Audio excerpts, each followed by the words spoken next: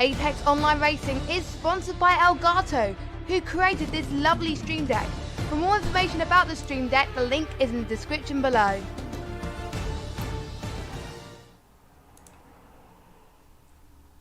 Good evening everyone and welcome to the Project Cast 2 AOR LMP2 League here on the PC Season number 1, round number 2. Tonight we're driving at Mugello. My name's Thompson and I will be commentating for you tonight. And yeah, what an interesting start to the season we had last week. We're now continuing in Europe, in Italy, and talking about last week. So first of all, let's have a little look at the standings.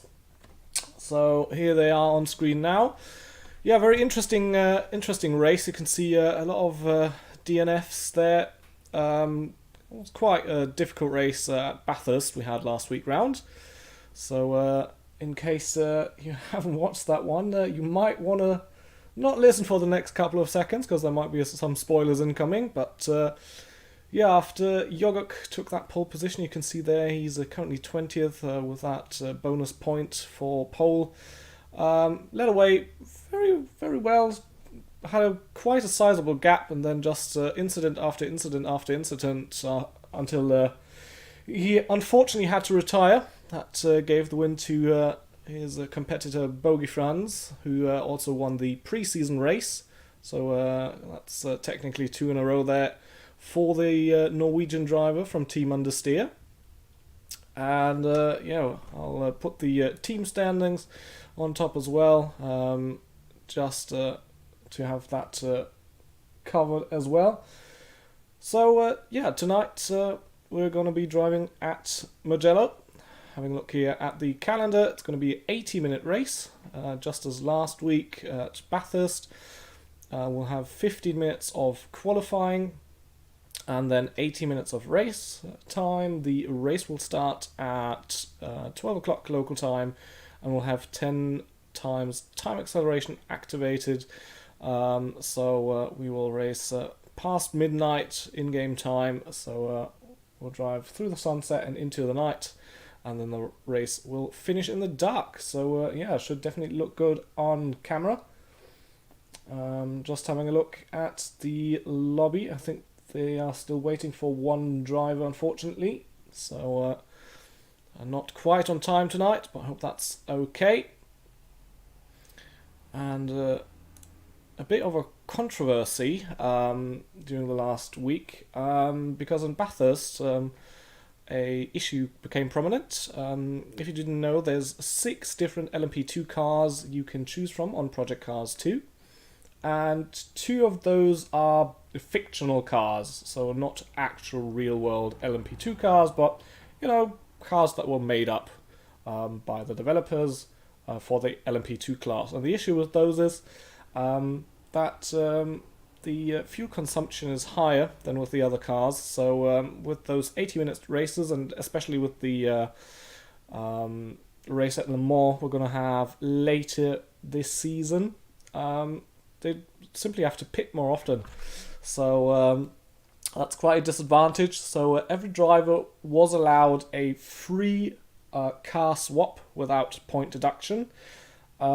I'm not quite sure yet how many drivers actually made use of that, but I think a couple might have done. For example, I think, let's have a look. So Gwegwin technically is in the, sorry, that's the Marek. I think it's the, no, it is the RWG and the Marek are the fictional cars. So on my list, I've got 3, 4, 5 drivers with those cars. So we'll have to wait and see if anything has changed. But for now, we'll concentrate on the qualifying at hand. And it seems that the lobby is up now.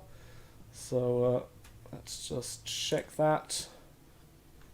And switch to the racetrack. And there we are. And of course you'll get some in-game audio as well for your ears. So just don't only have to get to see, but also hear the cars. I think that's a good idea, isn't it? Alright, So, where is he?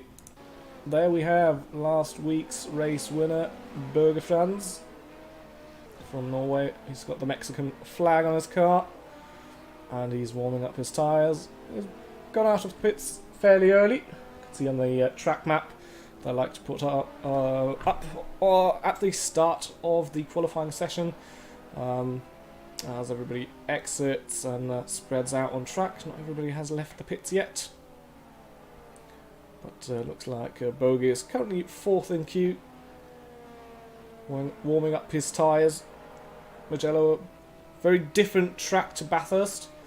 The Bathurst was with the very windy section on the top of the hill, connected by those long straights. And Mugello, a track with a lot of fast and medium speed corners, very flowing, a lot of undulation as well. So should be great fun driving those LMP2 cars around here. As Bogan now comes around the final corner. So let's go on board with the Norwegian and take you around a lap of Mugello as we now come up to the start-finish line to start the first flying lap. Just into 6th gear, coming across the line over this crest here, 270 k's, hard braking into San Donato. Right uphill, you can see a bit of slide here from Bogey. Let's get into turns 2 and 3. Sweeping chicane, 3rd gear. And then we have a even faster chicane coming up here. And then this right hand down the hill drop, Casanova into Savelli. Oh, didn't think that would have that would stick, as we now go into Arrabbiata. Very fast double right-hander. And now another fast chicane, just this time a right and then a left.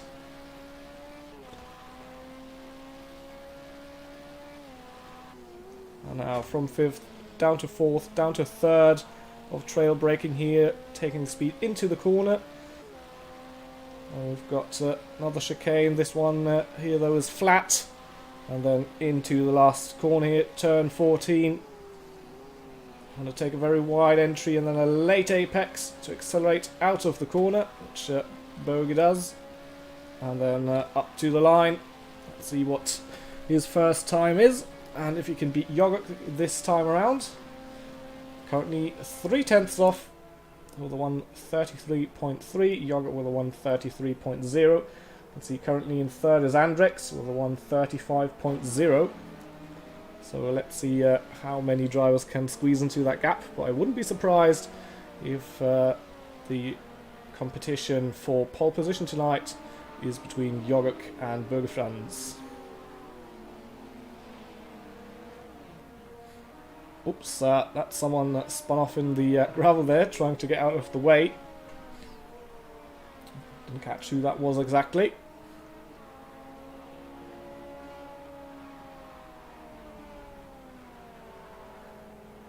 Yeah, I absolutely agree, Alan. That's definitely going to be a tough track. As you see, there's not really much of a runoff. We've got grass and gravel traps in most places here. So not as bad as last week, where there's walls right next to the track, but you'll definitely be punished if you go off. And considering the speed of the cars around here, an error can be fatal. So we'll have to wait and see.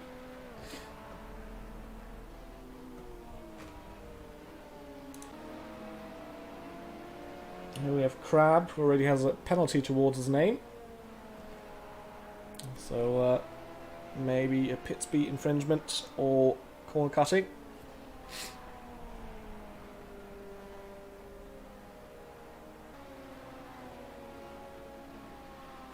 And just checking the audio levels as usual, because I'm a bit paranoid about that. So I don't know if you think the cars could be a bit louder, let me know. Or if there's any other issues, of course. But Hope the stream should be running well. As Face Grinder now in 3rd place. Hasn't been really at the top of qualifying in the last 2 races. So let's see if he can stay there. There's still a 1.5 second gap between 2nd and 3rd, as Yogok has improved his time to 1:32.6.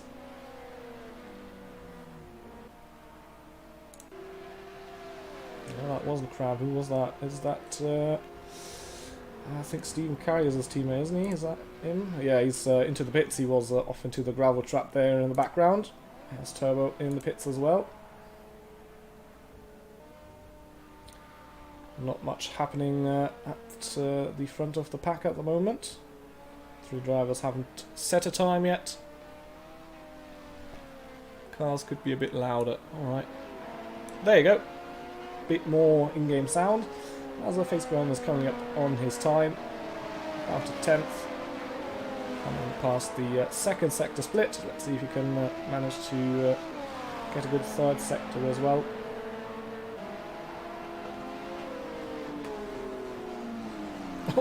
No, that's not the line you want to take. Let's quickly switch away.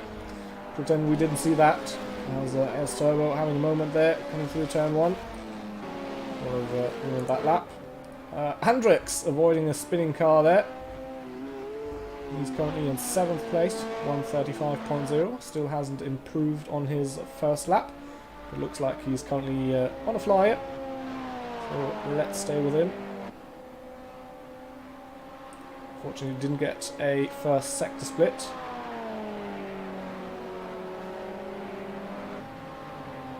As he goes through Arrabbiata.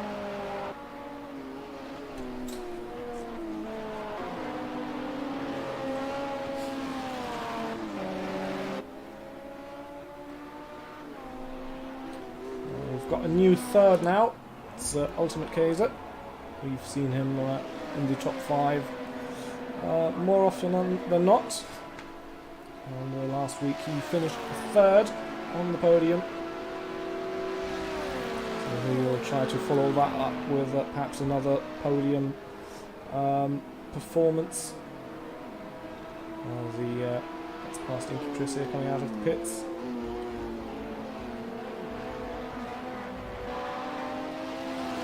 Hendricks into the pits, so he's not going to improve on his time. His Yogurt currently doing, and as we can see, Yogurt is in a different car now. So, not in his. Was it the RWD? I don't want to say anything that's incorrect. Where is he on my list? There he is. Yeah, in the RWD, but now in the Ligier. So see if you can extract the same performance out of his new car. But at the moment it's looking very good. And we'll have a look now at the first sector split, as it should come up soon. Oh, that was a big slide. Surely he will have lost time there. Yeah, he's a 10th down on his current best. And Ultimate getting close to bogey's time, only 200ths of a second. Separating the two at the moment.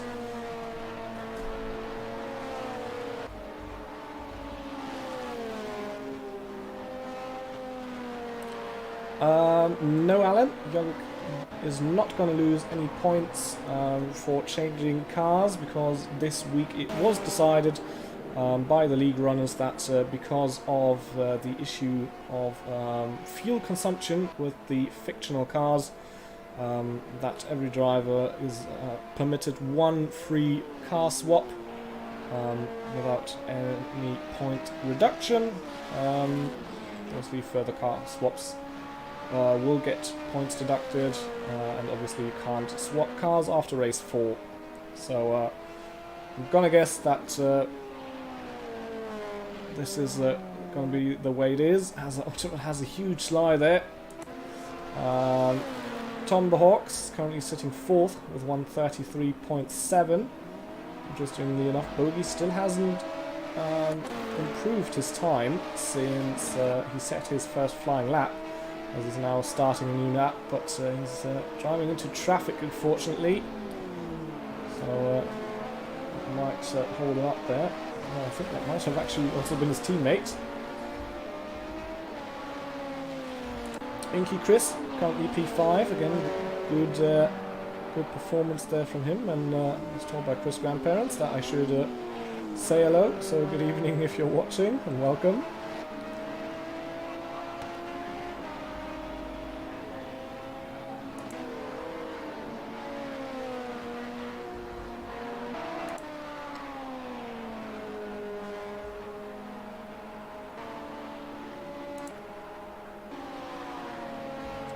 And Bogey Franz almost in the same part of the circuit at the moment. I look slightly behind Bogey, not only on track, not on the timesheets.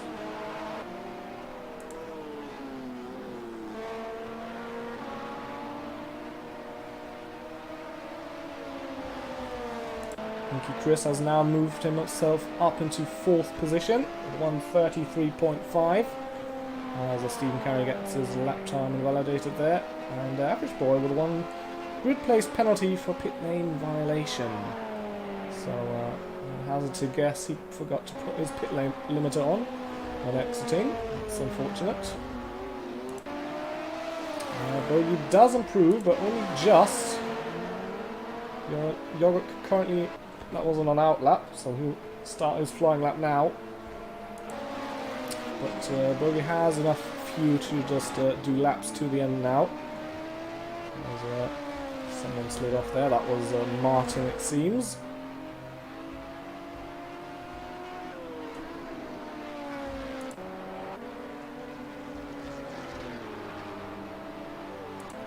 What can the rest of the pack do? Inky Chris getting a bit of slipstream here, cheeky, across the front straight. No improvement, 7/10 down on his current time. Ultimate Kaiser, the next one with a chance to improve. Can he though? No. No improvement there for him. Bogey still stuck in traffic, but he is 2.5 tenths up on his time. Yogurt is currently down, so no improvement there. But Bogey needs to find more time if he wants to challenge for pole position. And again, he's running into traffic. But if the car ahead obviously is on a fast lap, he's got all the right in the world to finish that. Ooh, that looked a bit dangerous right there. Let's see if Bogey can improve. He's got pressure from behind from Ultimate. Yes, he can, but again, he lost time of that 3rd sector due to the traffic.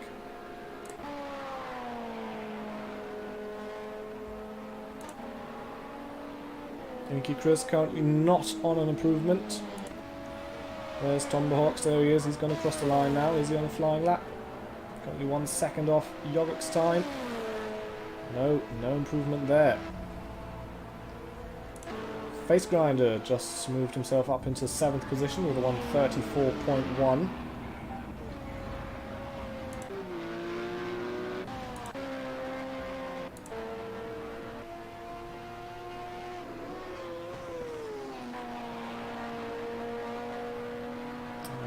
Very wide line there through the final corner, so I'm guessing he's starting a lap.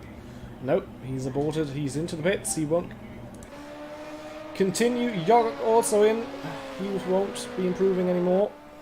Bogey Franz, he's currently down, and I think he's not going to make it across the line again.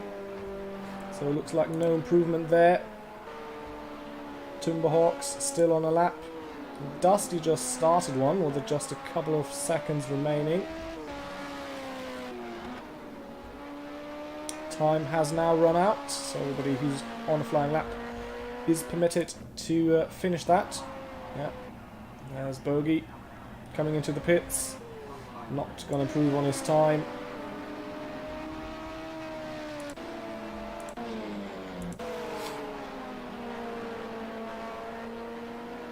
So last couple of laps now coming in as people are crossing the line. Average Boy improves to 20th position. Tomic crossing the line. No improvement there.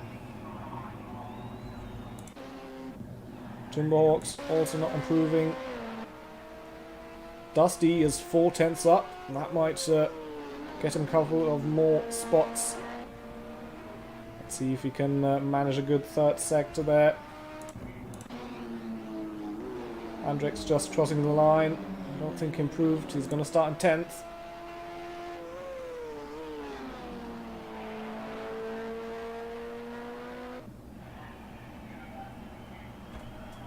Let's see, where will Dusty end up? He's currently in P6. Comes across the line now, and it's P4 with a 1:33.5. 8/10 off the pole position time. And that is qualifying session over.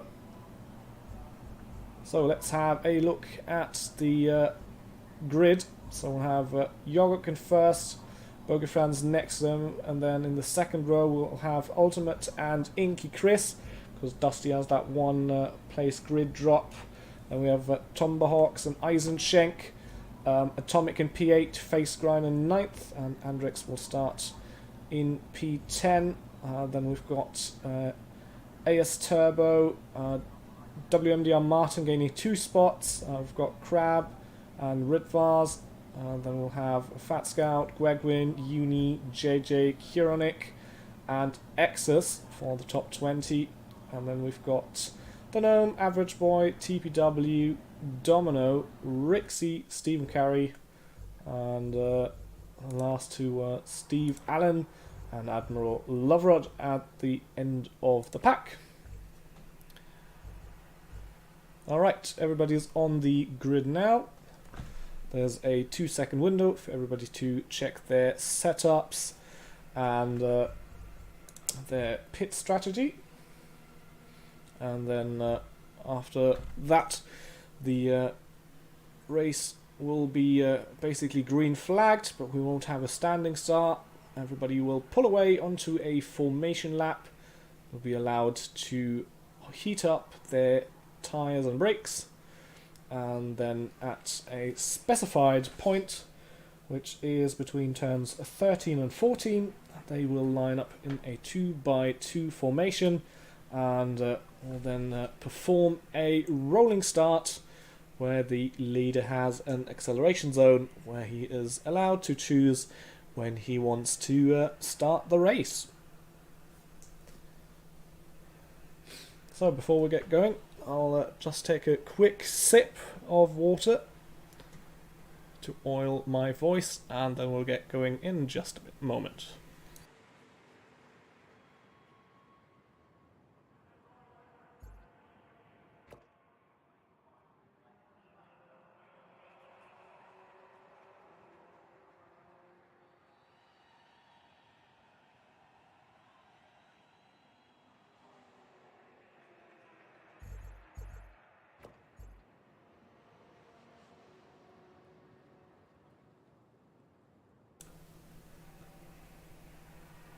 Ritvar says goal achieved, so I'm guessing the goal was top half or top 15 maybe. So I guess congrats on that, and good luck with the race.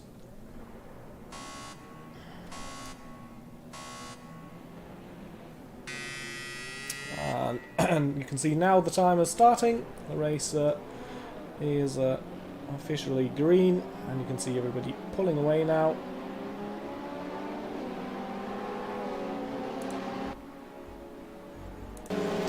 The view from Andrex's car. This is the view from Andrex's car. There we go. Camera not doing what it was supposed to do. Let's bring the speedo up so we've got fuel information. I think everybody will be starting on a full tank, most likely, because every bit of fuel you have in the car obviously does slow you down, but you save time during the pit stop. We've got a beautiful day here in Mugello. Absolutely perfect weather. It's going to be interesting to see if there's going to be performance shifts between the different drivers. looking at how the track temperatures will obviously drop in the night.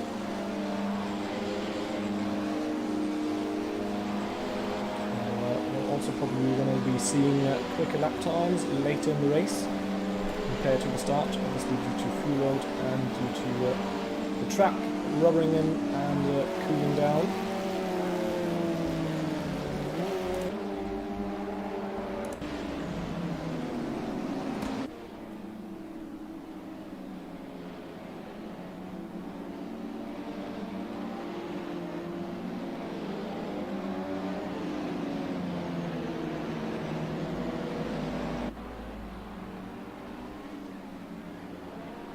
So everybody's now starting slowly to form that grid. You can see that yogurt there and all the other odd numbered starting positions. They will be on the right hand side, even numbers will be on the left.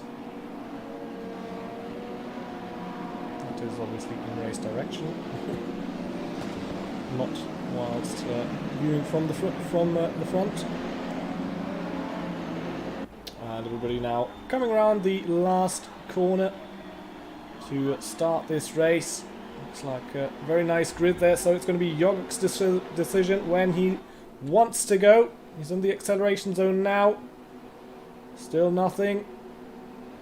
Probably going to wait it late to not give too much slipstream, and there he goes. Flat to the floor, and the race at Mugello is underway. Looks like a good start there from Ultimate. He's side by side there with Bogey Friends on the inside for second place, that is. Gets a bit of a squeeze there from the Norwegian. It's all fine. It's going to be on the outside now, so he has to concede. Inky Chris going side by side with Dusty there in the background. Still side by side. Coming down into turns 4 and 5. You can see a lot of 2x2 there in the background. Inky Chris still on the inside, but not quite close enough. Moves back into P6. And oh! That's Inky Chris off the track there. Not quite sure what happened. Andrex moves up. No less. He's now up into 6. Already up by 4 spots from the start. So a good start from the Scotsman there.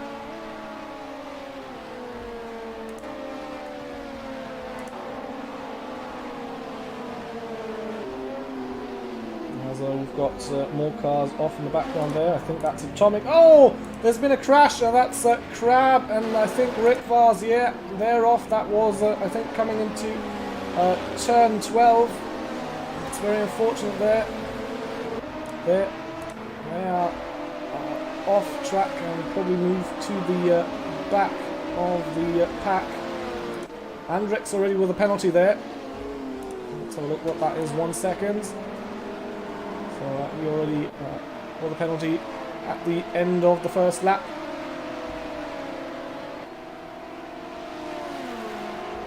So at the front, Yorick, Bogafans, Ultimate. That hasn't changed. We've got Tomahawks in 4th for now, but he's under pressure from Dusty. There's a look up the inside. Not close enough. Can he get a decent run out of 1? No, he can't. Sticks back into 5th position. Andrex has Eisencheck for company there.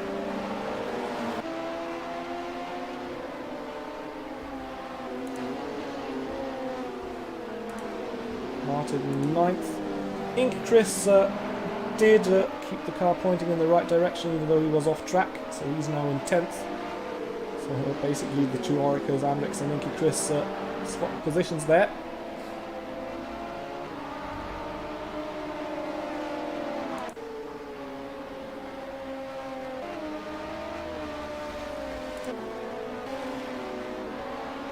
We're back at the front.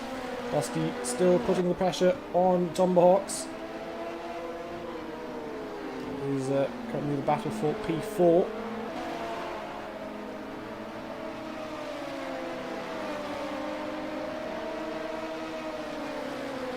So next corner is going to be very important for Dusty. We want to set up an overtaking opportunity through here as they come onto the main straight.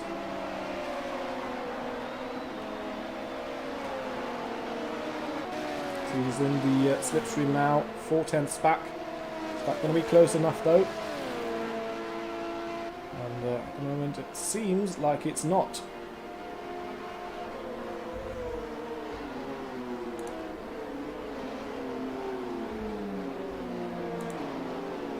Everybody seems to be in a orderly line at the moment.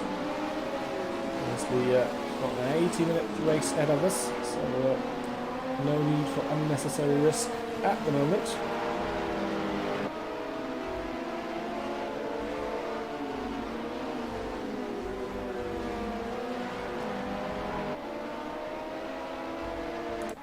And at the front, after 2.5 laps now, Jorgok with a 3-second gap to Bergerfrans in second. And then Ultimate another 1.5 seconds behind.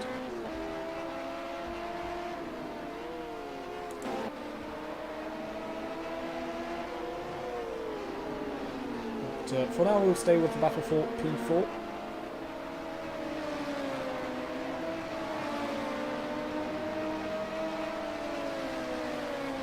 It looks like Dusty might be slowly dropping away from Timberhawks.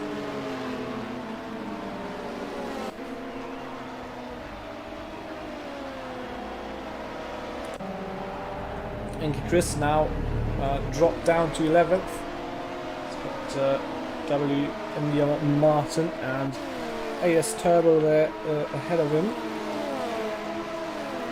with teammates in the midfield mowing machines.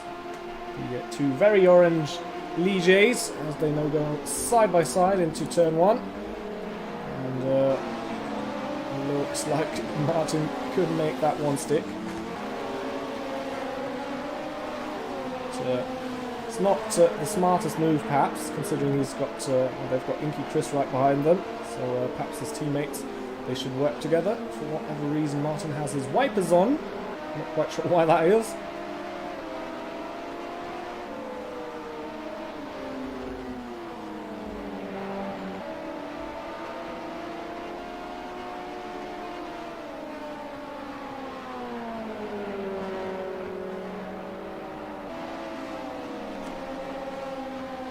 Well, at the moment, he can't really shake off Inky Chris there. They are really liking the corners around here, not so much the straight.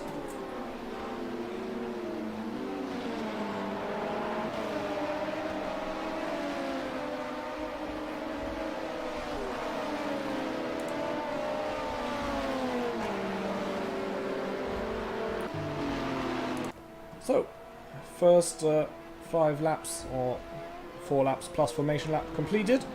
Current running order is Jorgok in first, got Bergerfrans in second, Ultimate Kaiser in third, Tomberhawks, Dusty in fifth, still hunting them down but not quite close enough.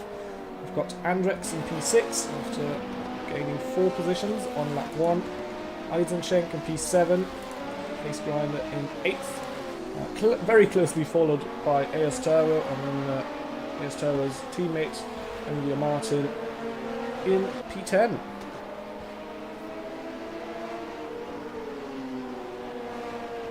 And AS Turbo looking very quick here, putting the pressure on Face Grinder. Not quite close enough yet to make a move. Probably have to wait until the front straight, unless he gets an incredible run through one of the fast sweepers as they go through the AOR Beatas.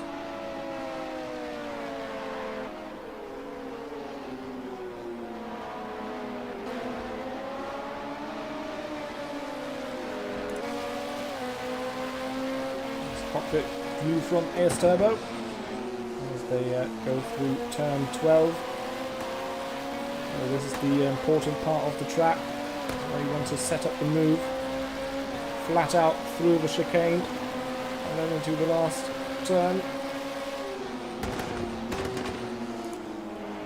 You can see Face Grinder running a little bit wide there, so maybe this is AS Turbo's chance. It's 2.5 tenths back as they exit onto the front straight, so surely he'll have a go. You can see Face Grinder covering the inside there. Trying not to give AS Turbo any chance, although he's going to the outside now, so AS Turbo late on the brakes. He's going to make that move stick. He's on the inside now. Face Grinder riding a very wide line. And yes, AS Turbo getting the move done there, up into 8th position. Very well done, late on the brakes. Forced Face Grinder wide, and then a good run out of turn 1, and got the move done coming into turn 2.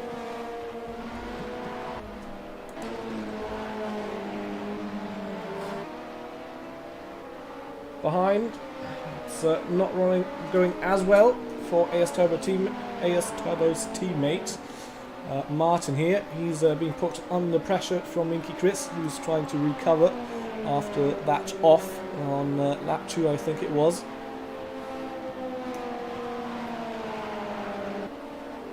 As he's having a look here up the inside, that's not really a usual overtaking spot. Can't get the move done, unfortunately. Would have been interesting into turn 10, but that's the pace that the Orica has through the fast corners. That's why he got so close, but not quite close enough there.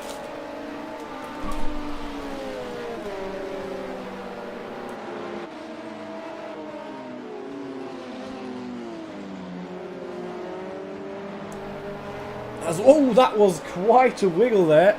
I thought he... that was not savable, but there we go. Held on to that. Behind him, JJ's closing up to this fight here. You can see a lot of drivers already having penalties, but the way it is in Project Cars 2, it's not really worth backing off to avoid getting a penalty, because that usually costs even more time. So drivers usually just bite the bullet and continue pushing. Got Kiki Mac in chat. Good evening to you. He's apparently in Team Andrex. So yeah, Chris now dropping off the back of Martin there, and getting under pressure from JJ. I think. Oh, actually no. Is that a lapped car then? I got that all sorts of wrong then. JJ is actually 2.5 seconds behind. It's actually Gwegwin that's close to JJ. And Gwegwin, one of the drivers who has not switched cars, I'm going to say yet. Obviously he might change his mind, but some drivers said they still want to stick with it, even if they might have a disadvantage considering strategies. In the Marek here, which you can easily recognise by the shape of the front of the car. As JJ running very wide there, almost into the gravel and fine corner, so surely that's going to give Gwegwin the run he wants into turn 1. The pops to the outside now, so coming down to San Donato. And he's going to try and have a look around the outside though. He's going to take a very sweeping exit, but can't get the move done, and falls back behind JJ.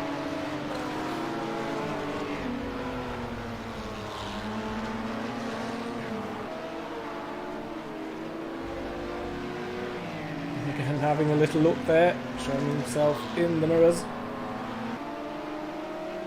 Again, that was not quite the overtaking spot. Really here at Mugello, it's probably only turn 1. That's a very good spot. All the other ones would have to hope for a mistake from the driver ahead, or perhaps the absolute golden run through one of the fast sweeping corners.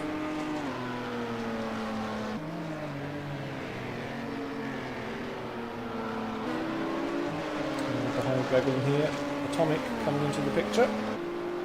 This, by the way, is the fight for 12th.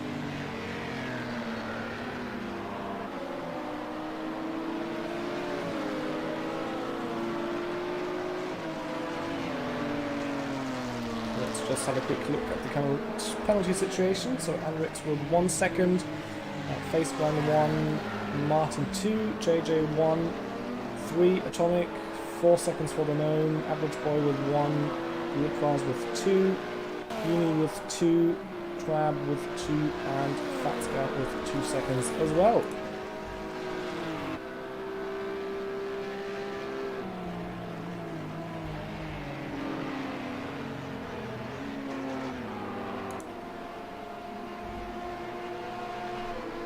Meanwhile, here in the mid-pack, you can see we've got a bit of a group here. That is Average Boy, Ritvars, Kuranik, and Uni, all within a second of each other. And so I think Uni running a bit wide there.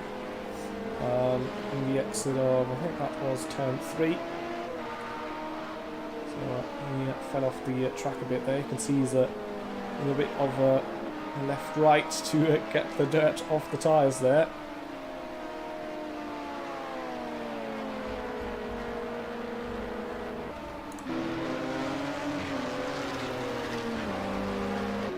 Oh, and that's someone in the gravel there. Who's that?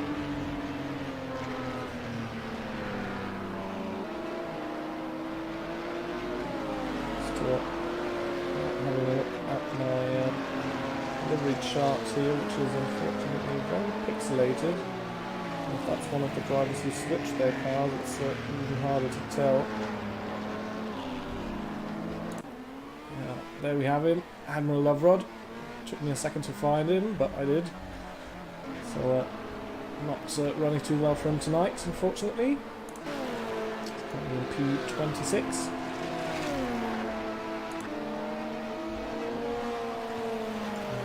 Inky Chris on the back of Face Grinder here for 9th position.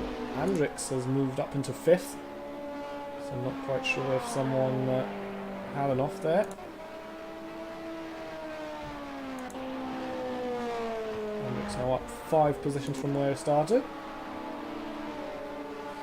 Meanwhile, his Orica colleague here in 10th, following Face Grinder for P9.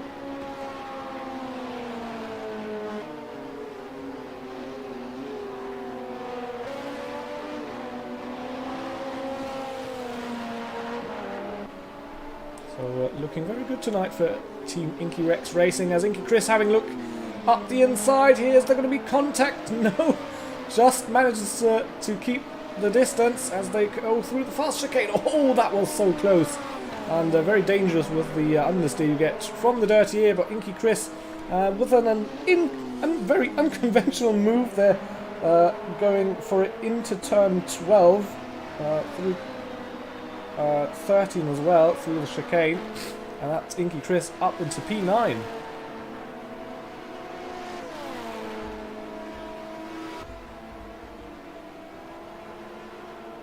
I think that's Loverot coming out of the pits, but not getting in the way of the two.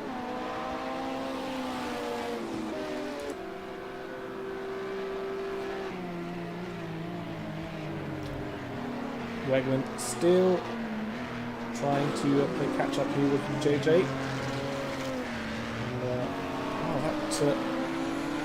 that Marek definitely sounds interesting for sure. Very different from the Ligiers, a very deep growl.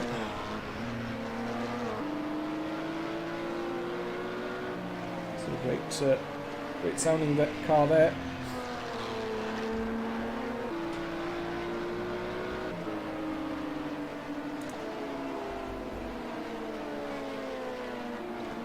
We've gone now past the 1 hour mark. Oh, what a sly there from Kuranik. He was currently trying to follow Ritvars, and looks like he got caught out by a bit of dirty air there, which made the car loose, and has now dropped a couple of seconds. Has Uni and Ticklish Picklewickle there for company behind him.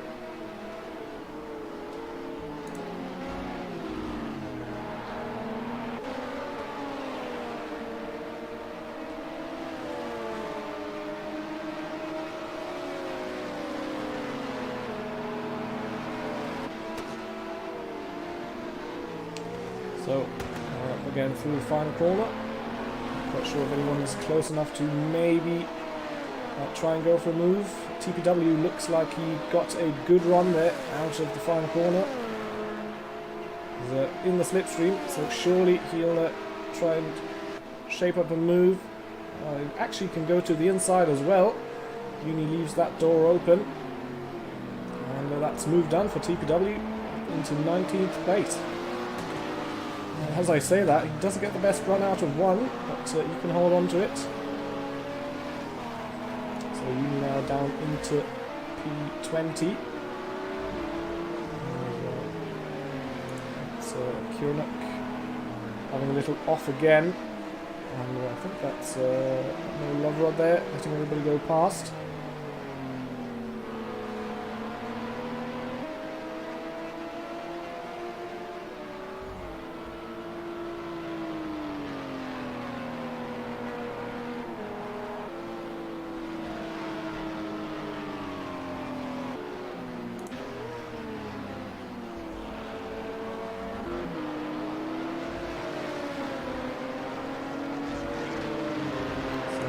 Interestingly enough, in the top 9, Andrek's currently the only driver with a penalty, which he actually got on lap 1, if nothing has changed.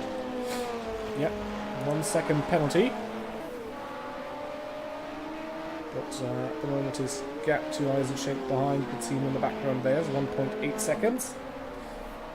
So wouldn't change anything in the current running order. He's coming up to a lap car now.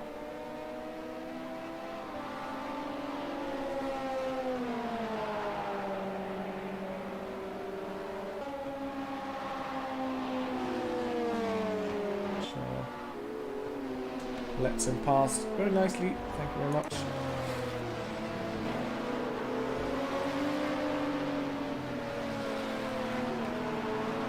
Just having a look back at Uni here. He did get passed by TPW, but he's not giving up quite yet. Still fighting for that P19. That would double his points, so it's definitely worth it.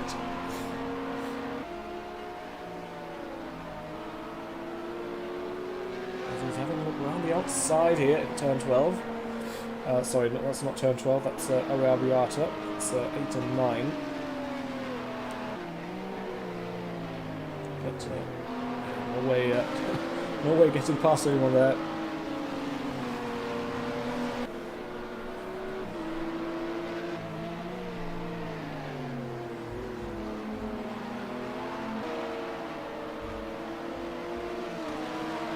Just having a look. Looks like Chris is slowly but surely catching up to Dusty.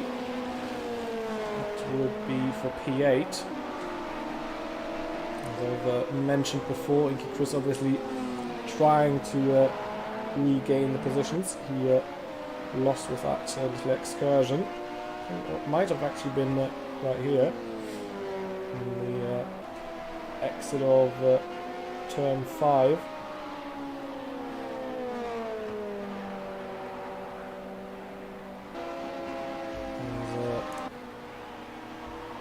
There you go. I think it was Domino in the pits, but she's disappeared now, so that looks like retirement there.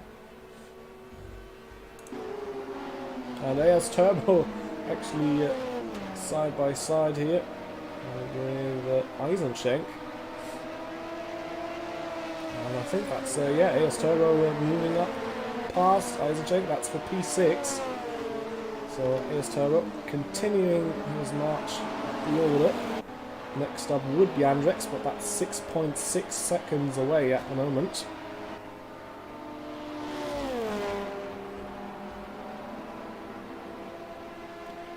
Let's see, I don't think AS Turbo is quite close enough to make a counter here. He's having a little look, but nothing doing there.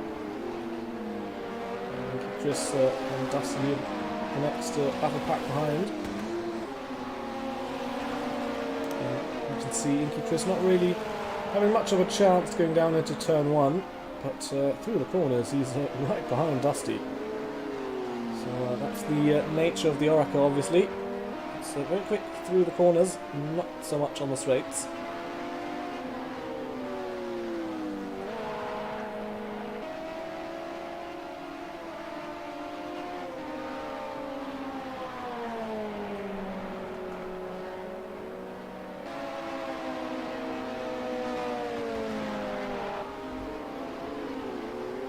He's making himself wide in the mirrors, but oh, that was a bit of a wiggle there, and slight off.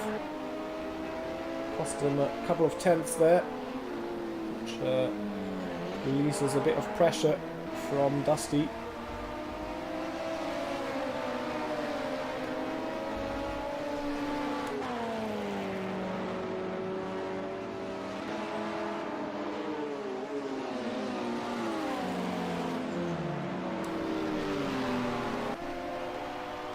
So gap now 1.4 seconds, so we lost about a second there.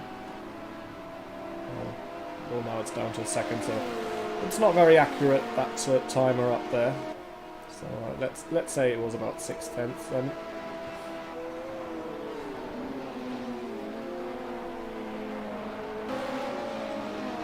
A bit of a wiggle there, and braking and turning.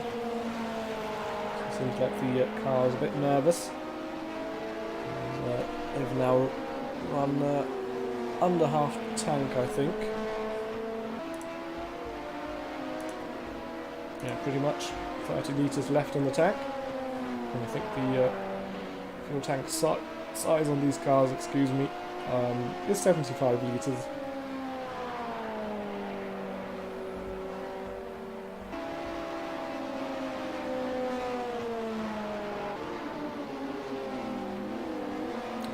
Another bit of a lock up there, so not going to help him. Driver's view here, and they're actually catching up to Eisenschenk. So maybe if Dusty and Eisenschenk start fighting here for 7th position, that can draw Inky Chris closer. Obviously, if you're the third car in a situation like this, you always hope that something in front of you happens that you can benefit from, maybe past both of the drivers if they're quarrelling.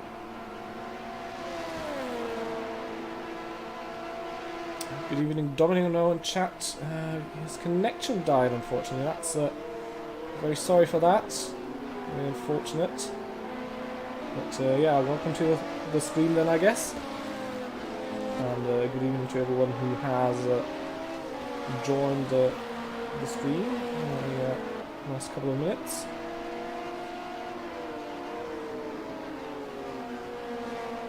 So, current running order, let's have a look at that again. Yogurt, currently with a 5.5 second gap.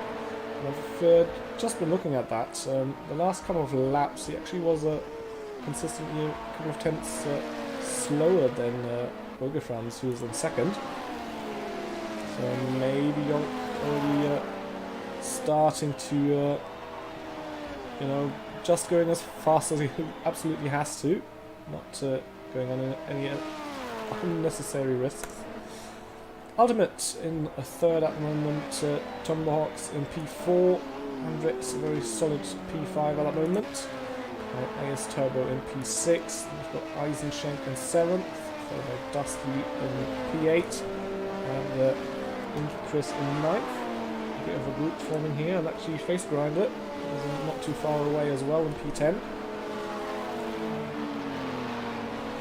So this group within 5 seconds of each other.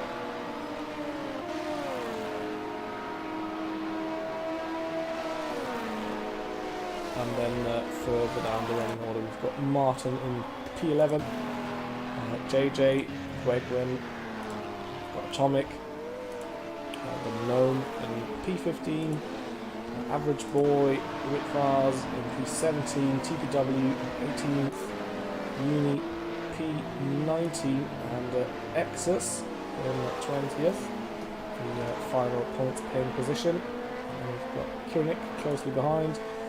Crab, Fat Scout, And then Rixie is already quite a bit away due to being involved, I think, in lap 1 crash. Oh, and that's JJ with an off there. I just thought, oh, that's we're going pretty close to him, yeah. Not quite sure what happened there. It's going slowly. He's still got fuel in the tank. Can't see any damage from here, but he's definitely dropped 2 spots. So now down to P15, that is.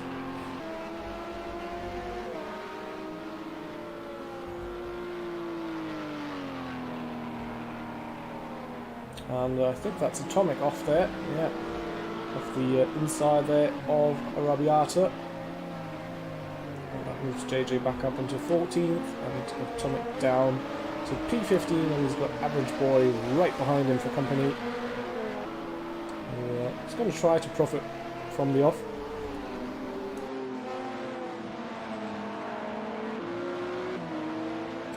But looks like he just wasn't close enough to take advantage of that mistake.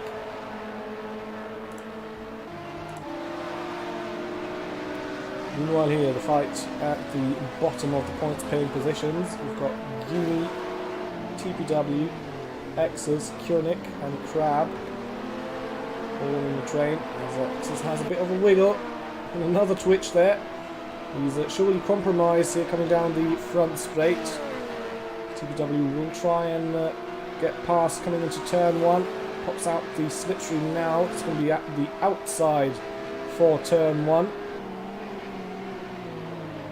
They're both late onto braking. This is holding the inside very nicely there. Oh! Another twitch there from Exus. And TPW switching to the outside again.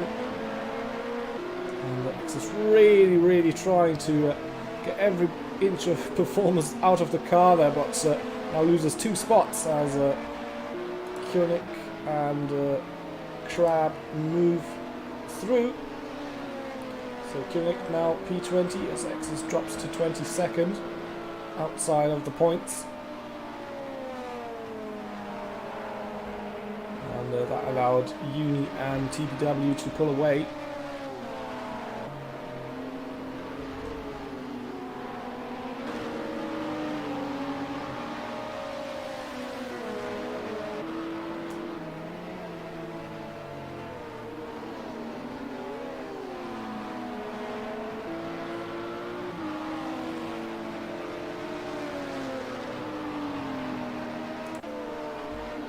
Just having a look back here at this fight for 7th, you can see Eisenschenk with a bit of breathing space now compared to Dusty, who's still got Inky Chris behind him.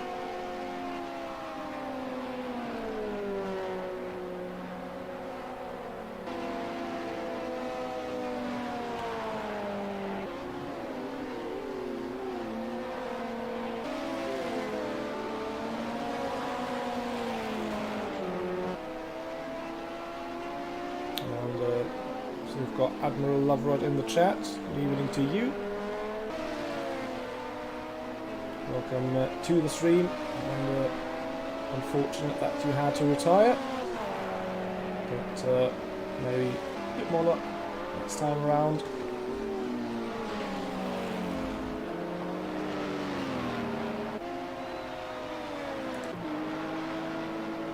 You can see here Crab still really hunting down Kionik for that final point. 21st is really not where you want to finish. And I'm sure it's going to look pretty intimidating having that big black thing in the rear view mirror. Especially probably at night, you can only see the headlights. I really like the simple black livery there. But, looks like Crab getting someone through. Who's that? Is that Yogurt's car? Yes, it is.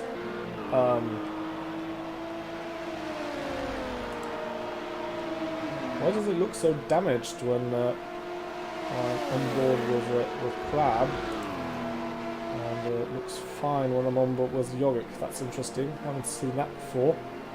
Although it is dented on the front right, so not quite sure what happened there. Maybe another incident in a lap car. Would be a bit unfortunate for Yogurt, but he's still pulling out a gap. He's gained another 3 seconds since last time we had a look at the gap at the front. So we've got now 8.5 seconds. But it should be fairly fixable in the pit stop, which should come up in a couple of laps, seeing as he has 12 litres left in the tank.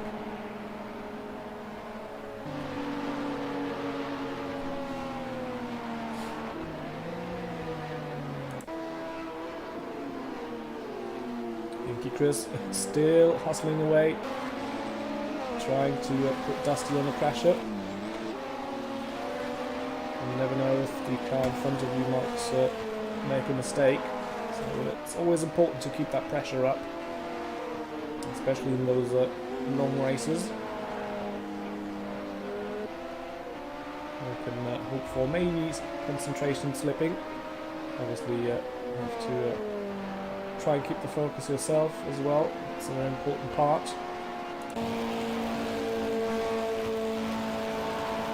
can see Robiato's flat out through 8 and 9 up the hill. And definitely see that it's becoming later today as we approach the halfway point of the race. I think that should be about 7 o'clock in the evening soon, in game time.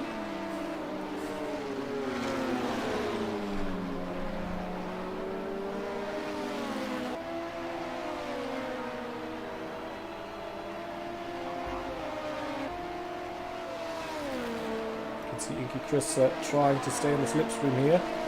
The in front Dusty there, trying to not go in a perfectly straight line, just to maybe put Inky Chris out of that slipstream for just a little bit. Meanwhile, Crab has moved up into 18th place. So he's got past Koenig, and looks like someone might have pitted or made a mistake to let those two pass, and he's now behind Ticklish Picklewickle at 17th position.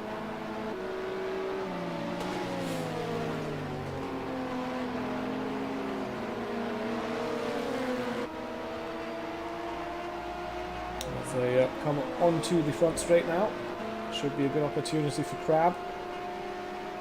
TPW most likely will be defending the inside line, which he is, but Crab actually not quite close enough. Not quite sure if Crab maybe had a bit of damage or just didn't get the run. But even though he had a bit of a wiggle there into turn 1, still a better run than TPW had. Oh, Crab is right on the bumper there. The rear diffuser, but can't find a way past. TPW again running a bit wide. Crab getting a really good exit, but can't go anywhere with it. He's going to have a look up the inside here. Oh, so close. Coming into 6 and 7 there. Wow. Now through the Arabiatas, that's going to be difficult to follow closely. You can see he's got it pinned flat to the floor. Oh, a bit of a lock up here, coming into 12.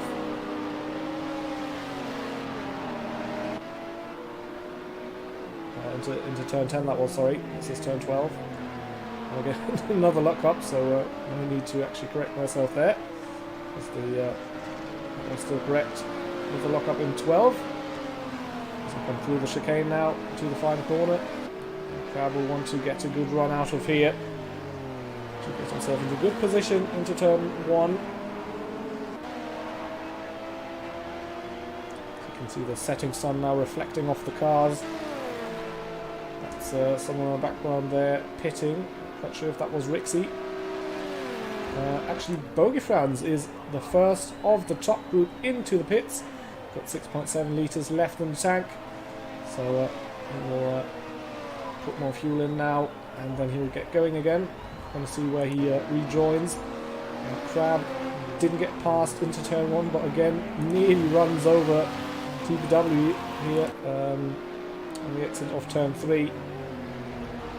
Andrex also in the pits from 5th position. He actually had a bit of a gap behind, so he'll probably only lose a couple of positions, I'd imagine. Whereas Bogey Fran's going to exit. He's now passing the limiter line, and it looks like he's going to rejoin in 9th. And he's just got a lap car ahead of him there. That shouldn't be too much of a problem. Andrex still in the pits at the moment, and Crab, yeah, side by side with the TPW now. Can Crab get the move done? Yes, he can. TPW running a bit wide there. Looks like perhaps some lap traffic or them getting lapped helped Crab there. And TPW now down into 7th, 18th, and Crab up into P16. Wegwin also into the pits. He's currently in 13th, and then we've got Andrex. He's now leaving the pits in P12 with a full tank of fuel. So look at Bogey Franz. He's also filled up the tank to the brim. So it looks like there's not much fuel to play with in this race. As a Yogok race leader into the pits, as is Ultimate, which means that Tomahawks actually gets to lead a lap. He was running in P4 for basically all of the race. AOS Turbo also coming into the pits. Eisenschenk as well. Looks like it's pit time for everybody now. And Dusty actually lost out to Inky Chris.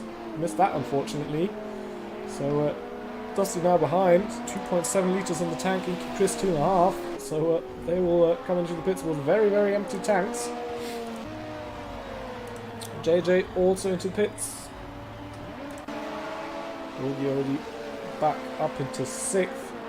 And it seems like he actually gained a lot of time in the pits there, so perhaps go to get some repairs done. You can see the gap between the two, only 1.1 seconds at the moment. So that is the gap for the lead at the moment. Denome also into the pits. So there are Inky Chris and Tomahawk. Tomahawk is, I think, in the final corner now. And he's coming in now. He could have actually extended another lap. Still got quite a bit in the tank. So that was a very late braking there. And Inky Chris now with the 0.8. Less than a litre left in the tank. And let's hope it's enough to actually get him into the pit box. 0.5. 0.4. And into the pits he goes with 0.3 left in the tank. So Tomahawks done with his stop. Dusty in as well. And we've got Inky Chris. His car fueled up. And yeah, this has definitely changed things at the front of the pack here. This is Bogey's view of the race leader. So just a second between the two. Inky Chris done with a stop. Face Grinder still in his pit box, as is Dusty. So looks like Dusty stopped longer than Inky's. And quite a bit actually. Inky Chris filling 67 litres in. Dusty putting in a full tank. So that might be the reason. Not quite sure if that was necessary, but looks like Inky Chris is very precise with his fuel management, looking at how much he had left coming in.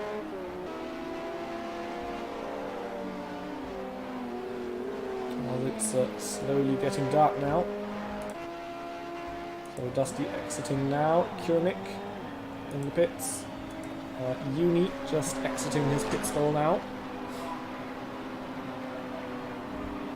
And soon that should have been everyone. Andrex right behind Eisenschenk here, and I think Eisenschenk was behind Andrex before. So yeah, Andrex definitely lost time in the pits there, in that pit cycle. He was in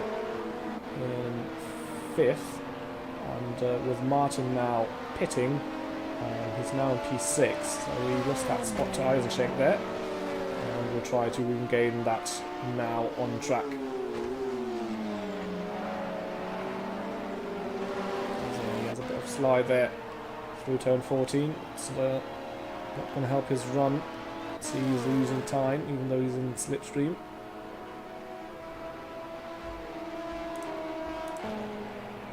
So Martin getting passed by his teammate. Martin should be released now. Yeah, so there's some repairs going on. He's not moving anywhere currently. Crab into the pits. He was up into 11th place apparently. But he's now going to drop back a couple of positions.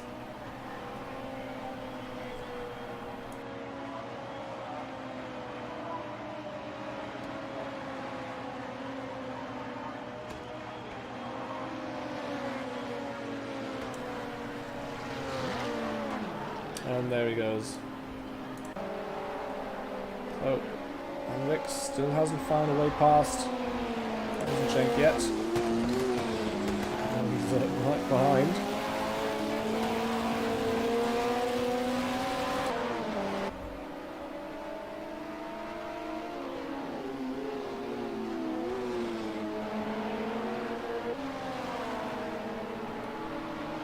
So again, coming through 12 and 13. Let's see if he can set up the move better this lap around. Cleaner on there as oh no! There's been contact! I wanted to say Eisenschenk got a bit wide there, and Andrix tried to get under him, but yeah. Eisenschenk already cutting back to the inside to try and make an apex, and I think there was a bit of contact there. Which sent Andrex into the half spin. At least he kept it pointing in the right direction. He did lose a spot to AS Turbo. And he's got his teammate Inky Chris behind him now.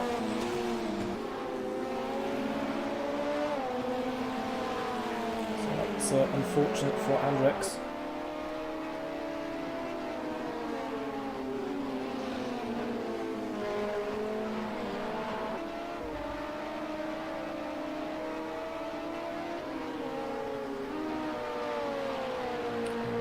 Mounts the curb there quite aggressively. And now he's got even more for recovery drive ahead of him. Now he's got to get back past AS Turbo and Eisenschenk to regain that top 5 position. Having an eye on the gap at the front, you can see it's grown to 3 seconds now.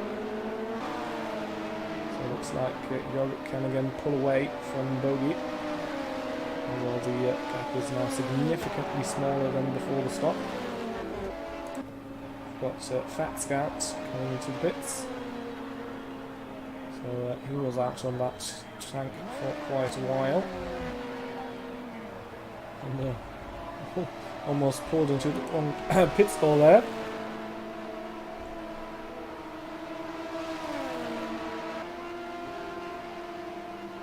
And Hendrix can't get quite close enough to the back of AS Turbo. It's the thing with the Oracles, it's really difficult to get a good run on the straight to get past.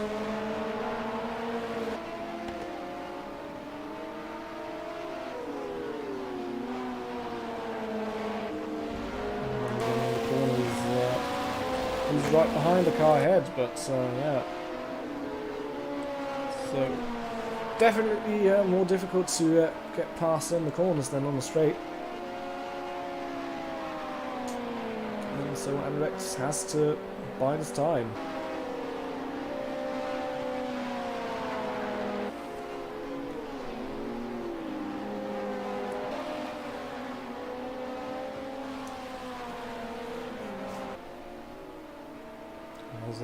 Now it's definitely getting very dark. Just having a... Whoa, that's a wiggle there from Andrex. Wanted to say, just having a look here at the onboard camera, you can see just the fine bit of light now disappearing in the sky. No significant track lighting around here. So a lot of work needs to be done by the headlights, so you don't want to damage them. Otherwise, you're not going to see very much.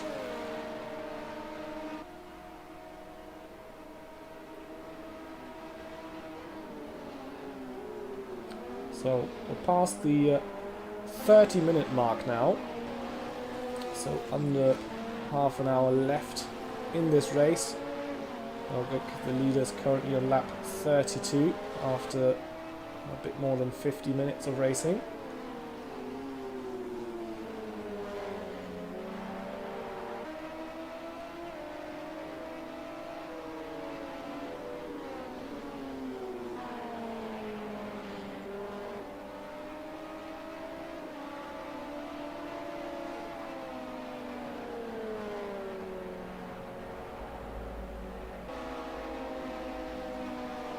Always interesting at night seeing the slightly different colour of the headlights illuminating the track. You can see they're now catching up to a bit of lap traffic. See if Andrex can gain an advantage here. And it's definitely very close, but again not quite close enough. A bit of a motto for the Orcas, close but not close enough. Although they are very fun to throw around through the corners, as I recently got to experience in a social race 2 weeks ago when we raced the Orcas around Spa. And spoiler alert, I ran out of fuel on the last lap.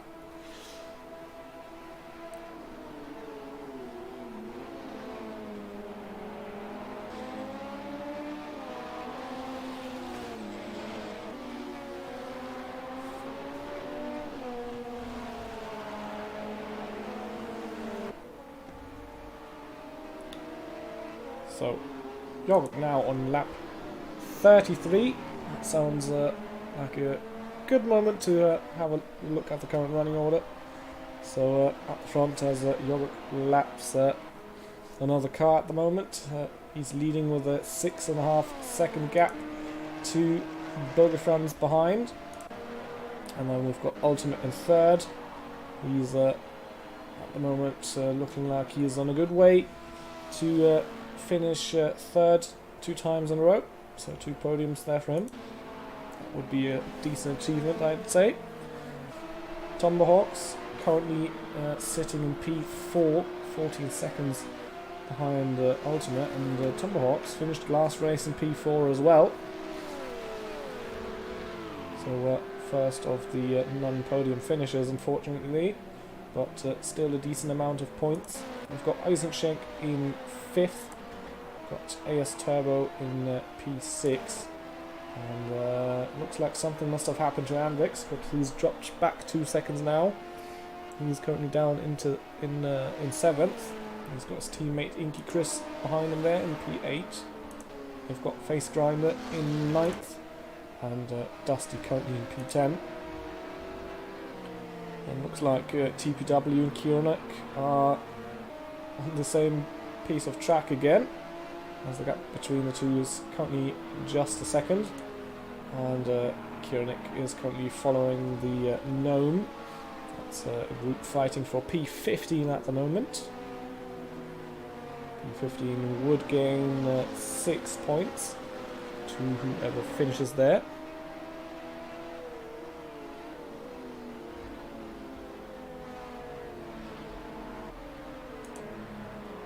looks like TPW getting caught up behind another car there. Actually, I think he might have let someone past that bogey. No, it's not. So it might have been Dusty. But anyway, Kiernick, half a second to the gnome ahead. But with that gap, you'd need a really good run down the main straight to make anything happen there. We've seen that 3-second gap gets you into a decent position coming into turn 1. And as I say that, the gnome didn't get the best of runs, but looks like Kiernick got a bit greedy there, had a bit of a slide exiting turn 1, and then couldn't gain anything on the gnome. JJ into the pits. Not quite sure if that's a scheduled stop. I'd think not. So maybe some damage, or maybe a second stop, and you had already topped the car off, but wouldn't have made it to the end.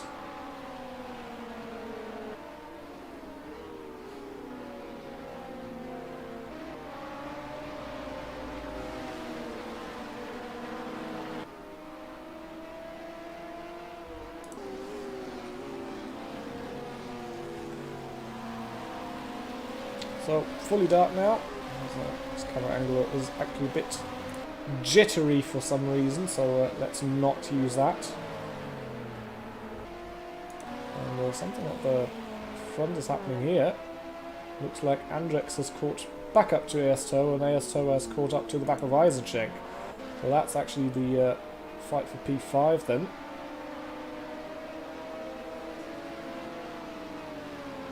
The difference between P5 and P7 is 8 points, so every position matters even more towards the front of the field.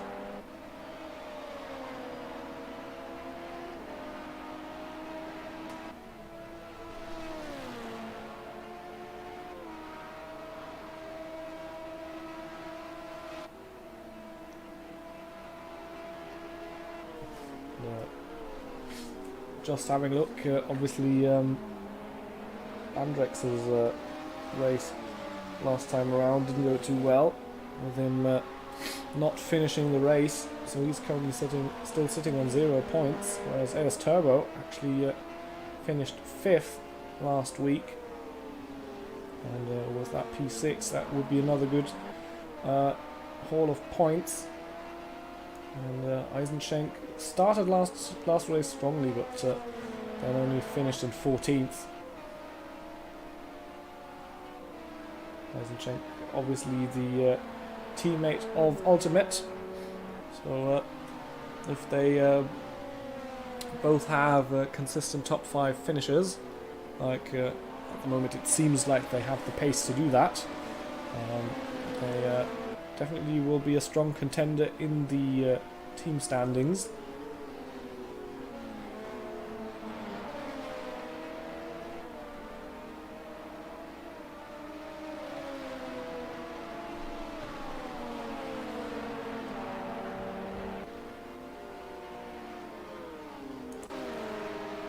And there we've got TPW now finally getting the run on Kiernick that he would have waited for, and he actually gets the move done before turn 1. It looks like he's a bit late on the brakes, gets sideways through the mid part of the corner, but Kiernick not getting the necessary run on the exit of turn 1, and having to stick behind, so TPW now up into P16.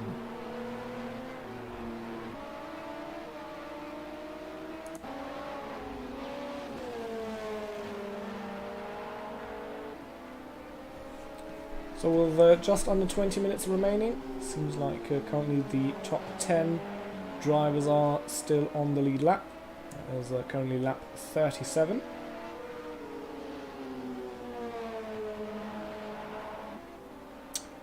Good evening, Austin. Yes, it is Thompson on the mic. Haven't heard from you in a while. Hope you're doing fantastic. Good evening to you.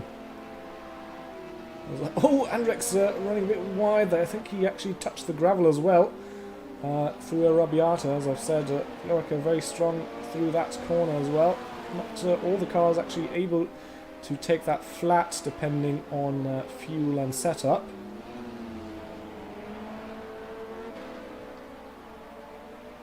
And again, as Andrex got close to AS Turbo with the Dirty A, starts to struggle with the balance of the car and got into a bit of a slide, lost a couple of tenths again, and now he's just way too far back coming onto the straight to make something happen.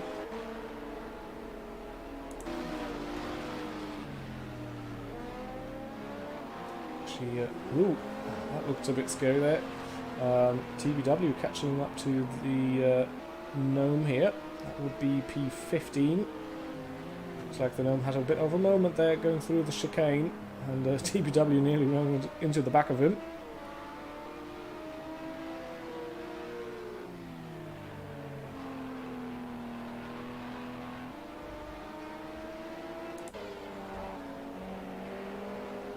So what can Andrex do to finally get past AS Turbo? He's obviously he should be able to go faster and perhaps have a chance at catching up to Eisenschenk, but he's stuck. Frankly, he can't find a way past that Ligier there in front of him off the Spaniard, and yeah, has to think about some sort of plan, but as I say that, looks like he missed the apex there by a mile. And that's definitely not going to improve his chances of getting past AS Turbo. Just over 15 minutes remaining in this race, obviously plus the final lap. And then now at night, the flames look even better, shooting out of the exhaust of the Orica.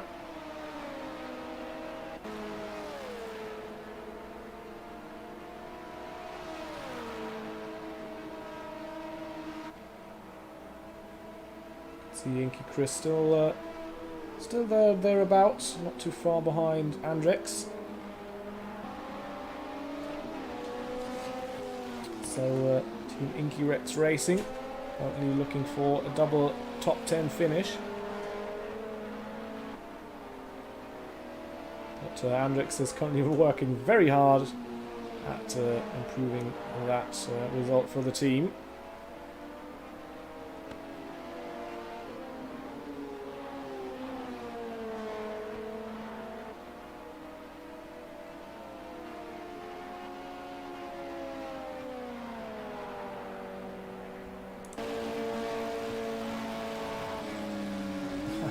Just as we switch on board with Andrex again, running a bit wide there on the exit of Arrabbiata, and just dipping the left hand side of the car into the gravel. So he's definitely pushing very hard, but going over the limit is not going to help his cause.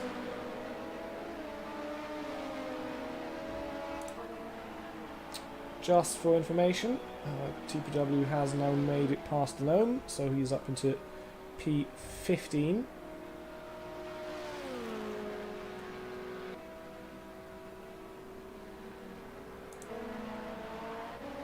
And here we have Dusty, currently last of the top 10 runners. He's caught up to back of Face Grinder here.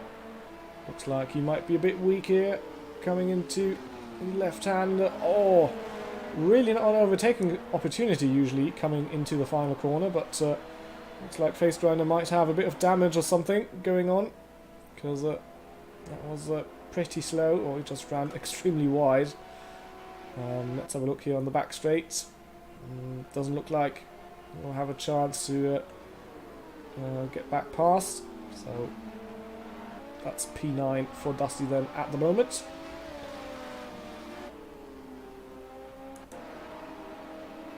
And obviously second place for Dusty's teammate Bogey. Gap to Yoguk has extended. It's now again over 8 seconds.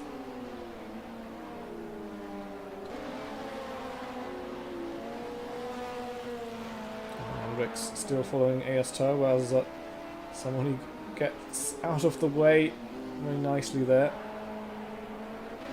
Awkwardly, but, well, he did get out of the way. Even though I'm pretty sure that in this league the rule for lapping is that it's the following the car that's lapping, doing the lapping. So it's faster car's responsibility to lap safely.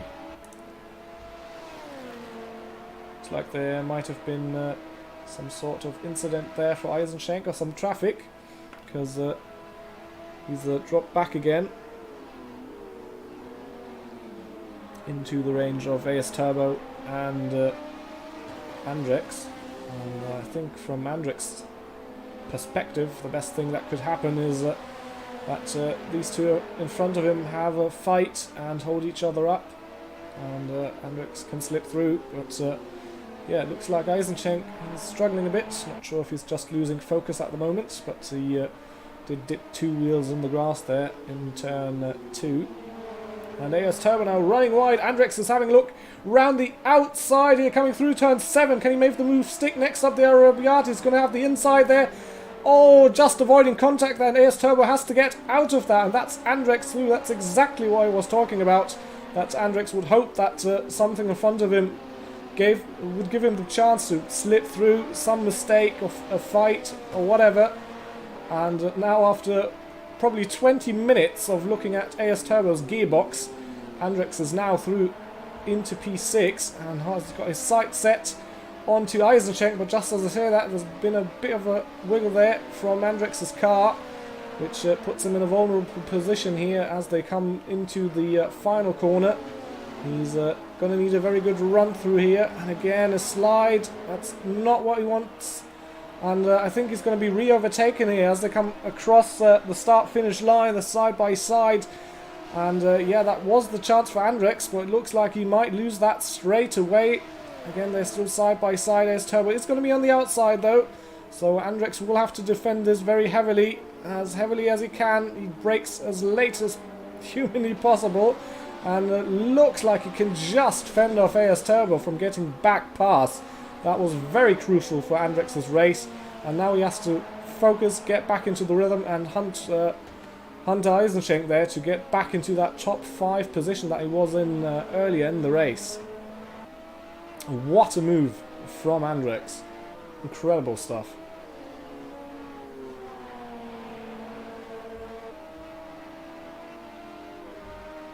So let's have a look. Gap to Eisenschenk, 1.3 seconds.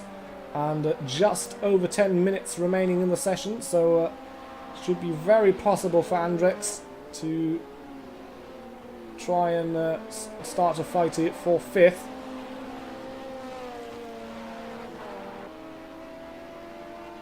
So Eisenschenk also hasn't been the most consistent driver throughout the evening, so maybe Andrix can force him into an error if he doesn't make one himself. Have been seeing throughout the night that the Orca hasn't always been easy to drive. It's been very twitchy and slidey at times.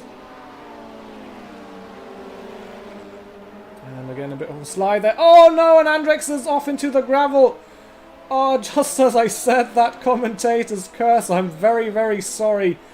And oh, he's actually spun it around, couldn't keep it in the right direction, and he's going to lose a lot of positions now. He's already down 2 spots into 8th, and I think he's going to lose another one there. Dusty goes through, and he's actually almost got stuck in the gravel trap there. And I think he's going to come into the pits now, possibly put in a new set of tyres. That's so unfortunate for Andrix. That is the top 5 out of the window, unfortunately. And that's how it can go sometimes. With just under 10 minutes left. Very, very unfortunate. So meanwhile, this is fight for P16. It's Atomic behind Kiranik. Behind the Polish driver in the green and black liveried Ligier. Try saying that.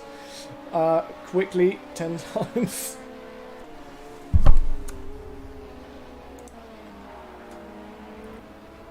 So, obviously now the following car behind Eisenschenker's AS Turbo, but I'm not quite confident if AS Turbo has the pure pace to get past Eisenschenk. We've seen throughout the race that it always seemed that Eisenschenk was pulling away from AS Turbo. So I fear that the same thing might happen again now. As Atomic, I think he was having a look there at Kurnik, but making a bit of a mistake himself and dropping off the back, as I think he's now going to get lapped.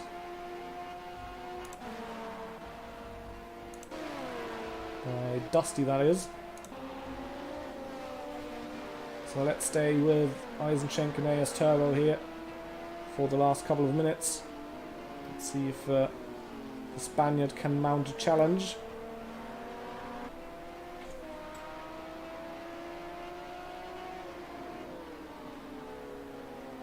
So Spain and Germany, that would sound like an interesting pairing in football.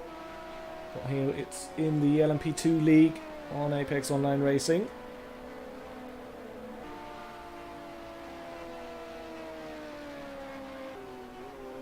As we're now on lap 45, the gap at the front is now over 10 seconds, as big as it has ever been this evening. So it looks like this time around, without jinxing it, it's looking good for Yoguk after his DNF last week, where he looked very strong and in a position to win.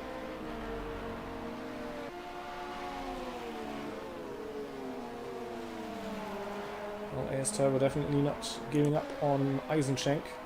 It's interesting to see that AS Turbo actually has 5 more litres in the tank, but I think they should both be fine on fuel.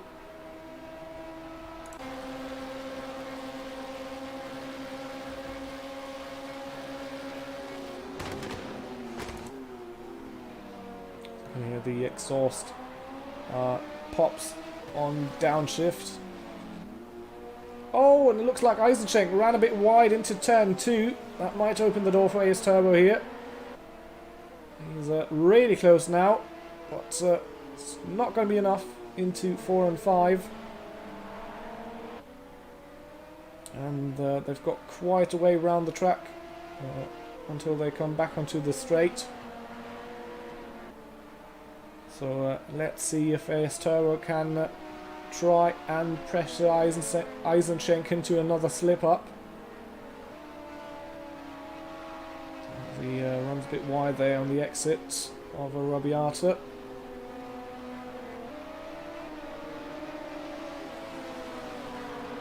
But it looks like at the moment the German can stay ahead. AS Turbo hasn't found a way past yet.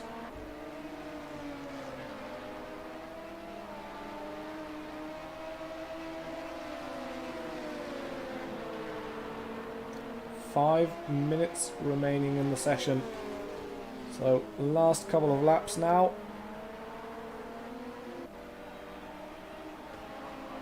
And AS Turbo now too far back as they come to the straight.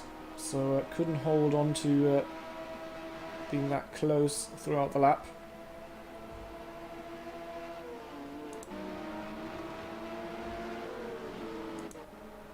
And this is Atomic. He was now caught back up to Kurnik after making a mistake earlier. As Kurnik pushing Atomic right to the outside of the track. But Atomic not fazed by that. Is ahead coming into the braking zone and takes that P16 from the Polish driver.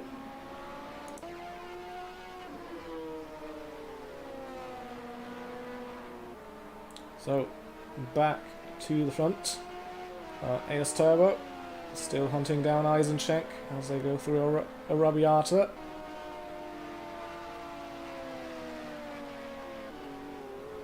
Four minutes left for AS Turbo to try and get past and into that top 5 position. Eisenschenk currently looking vulnerable. I'm not quite sure if it's tyre wear or if it's slowly losing concentration at the end of this long race.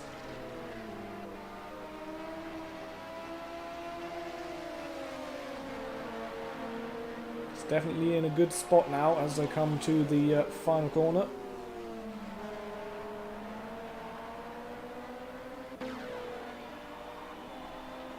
So can he get a run on Eisenschenk? And it actually looks like he doesn't. Very good turn 14 there from the German driver. And that's exactly what he needs to do to stay ahead. He has to nail that final corner lap after lap after lap.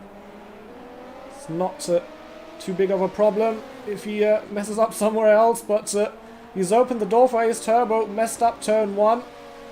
Forced AS Turbo there to the outside. He's forcing him to the outside again. AS Turbo is going to have a look, but just can't make it stick. Although, oh, he's just had a look up the inside.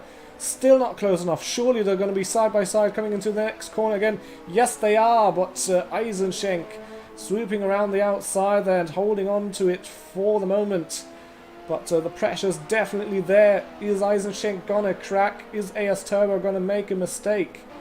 We've only got 2.5 minutes remaining in the session. So just the last couple of laps now. And at the moment AS Turbo can't find a way past the German driver ahead. And has to stick with P6, but looks like lapped traffic now might come into the mix, but that gets out the way very nicely. Seeing that those two were fighting and just got off to the side. Again, final corner, and they've probably got 2 or 3 laps remaining now. And again, AS Turbo not getting a very good run out of the final corner. That's definitely what's hurting him here in his efforts to try and get P5, but he needs to keep the pressure up. You can see that Eisenschenk is not iron proof. No wordplay intended there. He is making small mistakes here and there, and again, not a very good run here through turns 1, 2 and 3. And a bit of a wiggle there coming out of third. AS Turbo is going to have a look to the inside here coming into turn 4, and surely now he has to force the move. But no, they're side by side, still coming out of turn 5. And there it is, AS Turbo with the run out of turn 5. And he's now finally made it past Eisenschenk here, with now 60 seconds remaining in the session. And what a move there. He's consistently put the pressure onto Eisenschenk until he cracked. And that is a well-deserved 5th position there for AS Turbo. He's now just has to hold on to it for the last couple of laps. Just having a look where Jogek here is on the map, and he's currently coming through Arrabbiata, so I think this might be his final lap. Might be close with getting across the line. AS Turbo surely will get across. He's actually just ahead there. TPW actually has caught up to the back of Uni as well, so maybe there's some positions to be gained. Just having a look. Yeah, this is going to be the final lap then for Jogek. 5 seconds remaining in the session. The time has run out now as Jogek comes around the final corner to cross the start-finish line. Oh my goodness, he's going to finish in P1 after that terrible luck last week out, and now finally wins his first win here in the LMP2 League. Bergefrans this time can't get another victory. He finishes in P2 there, and Ultimate with another strong performance, two podiums in a row, finishing 3rd. Good performance there from him. And Tomahawks with a very quiet race should finish in P4. Still having a look at AS Turbo and Eisenschenk here, but it looks like Eisenschenk has now dropped off the back of AS Turbo. So it looks like it's going to be a P5 for the Spaniard. Where's Tomahawks? He's still got a bit to go. Inky Chris actually catching up to the back of Eisenschenk here because he's going so slow. So let's have an eye out on that. They've still got quite a few corners to go. So is Eisencheck going to lose another position? Is he struggling on tyre grip perhaps? Have to wait and see. Looks like at the moment it's going well for him. AS Turbo has one more corner to go now to finish P5 in this race here at Mugello. And Eisencheck sliding around the final corner. Inky Chris is definitely going to get a run. Is he going to make it across the line? Oh, looks like it's going to be close, but Eisencheck can hold on to that one. So P6 for him, P7 for Inky Chris, 8th for Dusty. And Martin actually off into the gravel, but I don't think that's going to change anything.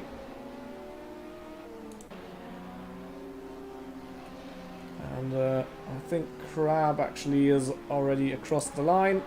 So Martin will be the final driver. There we go, Dusty has crossed it now. And that is then the final result. So everybody's having a bit of fun across the line. Let's put it that way. Alright, so final results should be popping onto the screen. There we go. Yoguk with that win, P1 for him.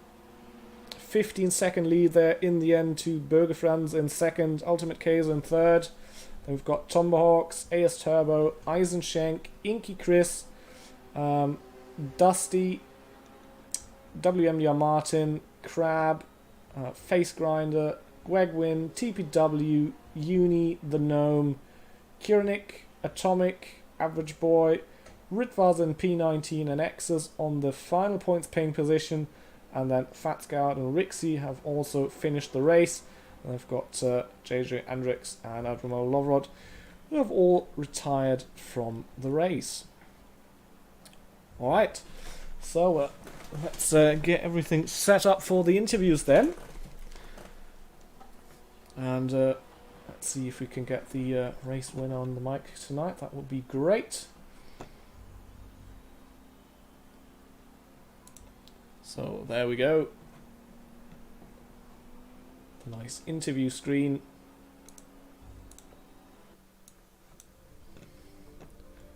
And then let's have a look if anyone is ready for an interview yet. Looks like a bit of discussion as usual still going on in the driver's chat. So we'll just give them a moment.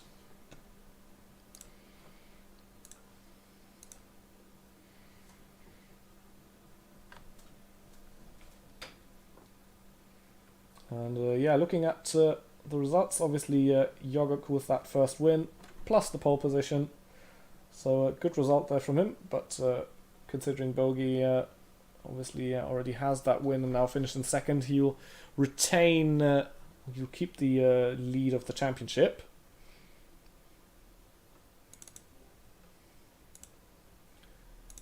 So let's just check that everything's okay for the interviews, and then we'll get started in a moment. That's an important button to click, otherwise you can't hear anyone when I talk to them. So that would be unfortunate. So got the first drive in, so let's put him in. It's Ritvaz. Good evening. Evening, sir. So yeah, finished inside the points, but looked like it was a bit of up and down the race. I mean, considering you started, I think 14th. Tell us a bit about the race from your perspective. Well, I didn't had a lot of practice, but I hope to be in the middle of the pack. And unfortunately, first lap, someone span in front of me and took a bit of my front splitter, so I lost some pace. After that, obviously, everything was going so-so. I was keeping my position, and everyone seemed fine.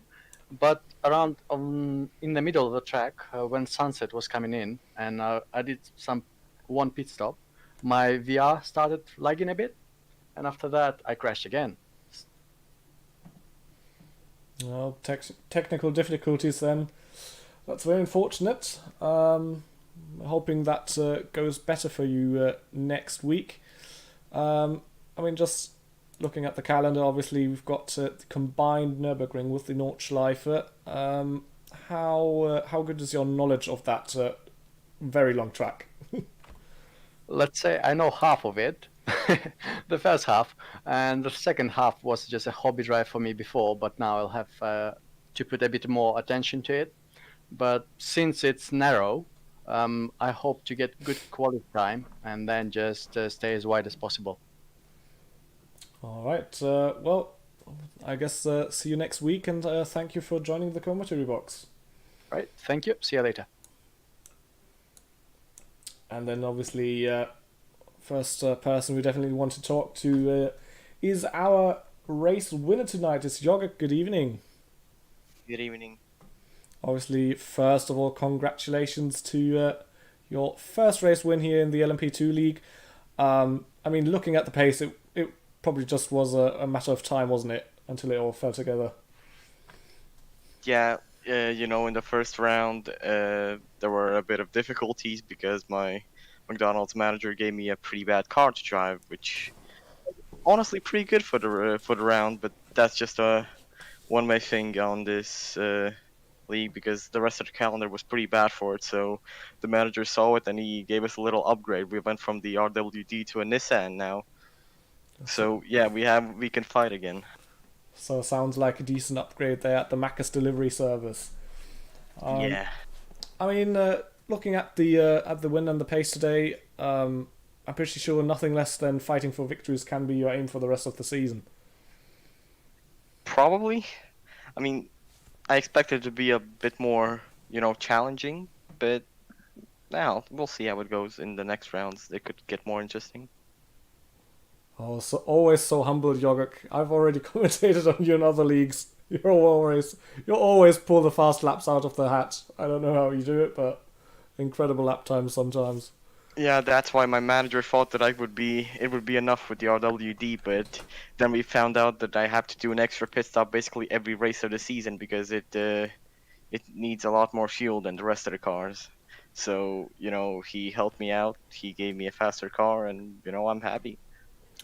McDonald's delivery service is back on top again. Shout out to McDonald's. Sponsor me, please. Well, yeah, we did touch on that during the race with the car swaps. I mean, I would ask you if you're comfortable after the switch, but considering you won the race, I feel like that question is not really necessary. I mean, yeah, the Nissan is just basically a lot harder to drive, but I can control it, so I guess it's fine. But yeah, the RWD was a lot more smoother. It wasn't as twitchy, and it was just nice to drive. But it just, first of all, it doesn't have that much pace. But I was kind of okay with it, because I came here looking for a challenge to maybe, I don't know, fight in a midfield, like top 10, something like that, to just fight for positions and not take the fastest car. But when the extra pit stop shenanigans came in, I thought, whatever, I'll just take it easy for the season and hop into the meta car. Yeah, I noticed during some part of the race while looking at different replays camera, and it was different depending on whether the camera was focusing on your car or just a car around you. That there was some damage on the car. Was that just a visual glitch, or was there some incident with a lapped car or something? Yeah, actually, JJ pointed it out as well. The thing is that he spun in front of me in one of those high-speed corners. I think it's turn 6, and basically I had nowhere to go, so I had to go off the track into the gravel. And on my screen I didn't touch anything, but I think it could be possible that maybe I did touch him on his screen, but I had no damage, even if visually it looked like I did. So yeah, I mean, I lost time by going off the track, but thankfully there was no damage. Okay, so just a very lucky close call and not another incident with a car spinning ahead. So sounds like the luck was better tonight, and yeah, obviously next week we're going to the Nürburgring. You think that's going to be a strong track for you as well? I like the track. With a Nissan that's so twitchy, it might be a lot more challenging than it would be with an RWD, but I'll of course take on the challenge and see how far I can get. All right, thank you very much for the interview, and see you next week. See ya. So next up, once again, It's TPW. Good evening. Good evening, how are you? I'm absolutely fantastic, and finishing the mid pack of the of the race. Are you happy with the result? I think comparing to last week, I'm definitely happy. I didn't have any major issues in the race. I had a few small mistakes here and there, but it was good. I think I pretty much ended where I deserved to end. So yeah, in general, I'm just happy with the results. Obviously, I've touched on that with the other interviewees. But yeah, next week we're going to the Nürburgring combined with the Nordschleife. Is that a track you're looking forward to, and how good is your track knowledge around there? I have probably done several million laps on that track, so I'm good to go. I think it's probably other than Le Mans, it's probably the race I'm looking most forward to, basically. Um, it's definitely gonna be a track where keeping out of trouble and keeping the car off the barriers is gonna be the priorities rather than going fast every single lap. Which at least I think myself that I'm good at doing that. So um, I usually do pretty well on that track. So I'm looking forward to it. So, looking at the nature of the track, do you think experience with actually lapping around there is gonna play a big part? Considering that there might be drivers who have driven around there tons of times, and then drivers who might even not know the layout by heart. Yes, definitely. I think for someone who, if we have any even, I would be very surprised in the realm of sim racing that someone haven't driven the Nordschleife. But I mean, we come across some of these people, so um, but I mean, if someone haven't literally haven't done like a lot of laps on the track, it can be an issue because the track it takes a long time to learn the track because it's so long. You know, you got to take it like bit by bit, basically, and learn it that way. It's not like your typical like 2 minute, like 1.5 to 2 minute lap times.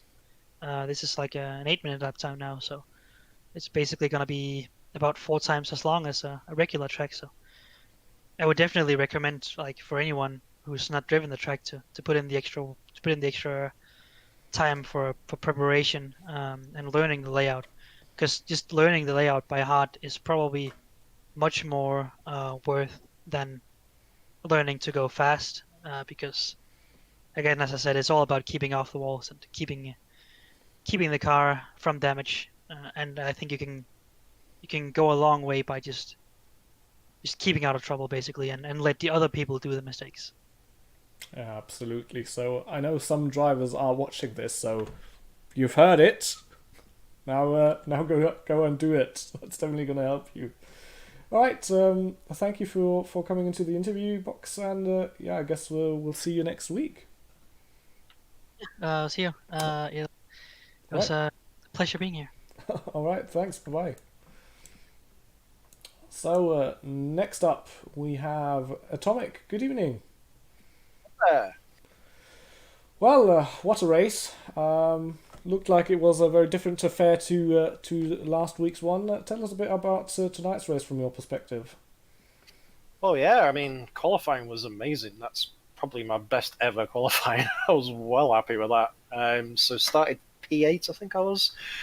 Had a bit of an issue towards the start of the race, lost a few positions, but then after that it was, sort of fighting for the midfield, and thought I'd gamble and put the soft tyres on at the pit stop because at night the temperature just dropped massively. The car felt a lot better, but it did put me down to like 20th position, I think, so it was a little difficult to try and fight my way back through the pack again, but yeah, finished the race, got some points, so I think a pretty good night at the office.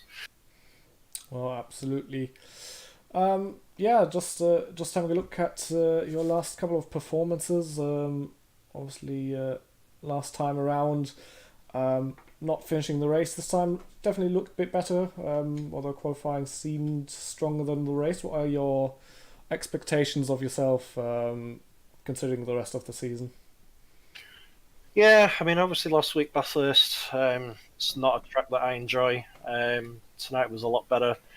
I think Nürburgring next week's another tough track. Not a particular fan of the Nordschleife. I know a lot of people are, but sadly, Yeah, I don't think you're going to gain any fans saying this on here. But then Spa and Le Mans, I'm looking forward to as well. Le Mans probably my favourite track, so hoping for a good result there. And then Algarve to round out the season should be a pretty good race as well. So, where do you expect yourself? Do you have any target where you want to finish the season? I mean, top 10 would be nice, but I think that's probably a bit of a stretch now. But yeah, we'll just have to wait and see, I guess.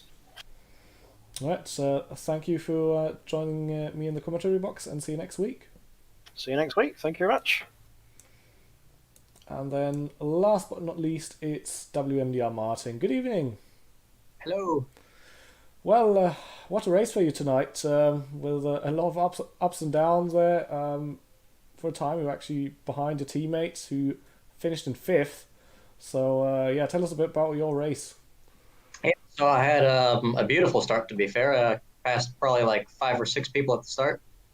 Then it was kind of just first few laps on cold tires with dirty air, just really tiptoeing around.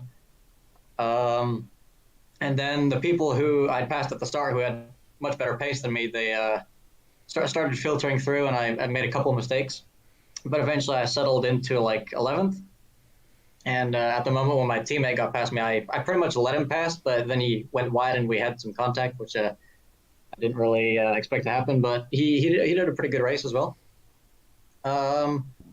Then towards the end, I was one of the last guys to pit, and I'd been starting to lose quite a bit of grip on the hards, so I figured, all right, might go to the softs, since the hards were starting to die on me, but it was a little bit too hot for softs, I think, because I was probably like 0.8 to 2 seconds a lap slower on them for most of the race. Even though they were more stable, I only really started setting personal bests at like 5 minutes from the end. And I had a few moments where I got lapped as well, but yeah, I mean, especially after P2 lapped me, I was able to keep up, and towards the end, I was actually catching him again. So, pretty happy with that result. Got a top 10, which was my goal. And yeah, I'm just glad not to have been taken out this week. That's always definitely good. Looking at the calendar, next week we're going to the Nürburgring. How's your track knowledge? I've done quite a few VLN races there, so I know the track quite well. Haven't really had that much success there when it comes to like normal league races, because there's usually like something that happens. But with the amount of experience that I've got there, I hope that I should be able to have a pretty good race there next time. All right, so looking forward to that, and seeing you next week. Yep. All right, bye-bye. Cheers. So, just having a quick look. Yep, that was everybody who was in the interview area. So, I hope everybody watching has been enjoying. Let's have just a quick look back on the calendar. So, as we've said, in 1 week time, we'll be racing at the Nürburgring combined with the Nordschleife, a 60-minute race. So, not very many laps around there. And we're going to have 10 time acceleration. So, again, we'll start at around midday and then race into the dark. So again, great scenes there to see on camera, and I'm very sure it's going to be an interesting race, seeing LMP2 cars around the Nordschleife. Usually I think the fastest that go around there are GT3s. So I hope if you like the stream tonight, leave a like. If you haven't subscribed, subscribe to Apex Online Racing. If you want to check more on our leagues, you can go to the link in the description below, and hope seeing you all next week for another stream here in the LMP2 League from the Nürburgring. Thank you and good night.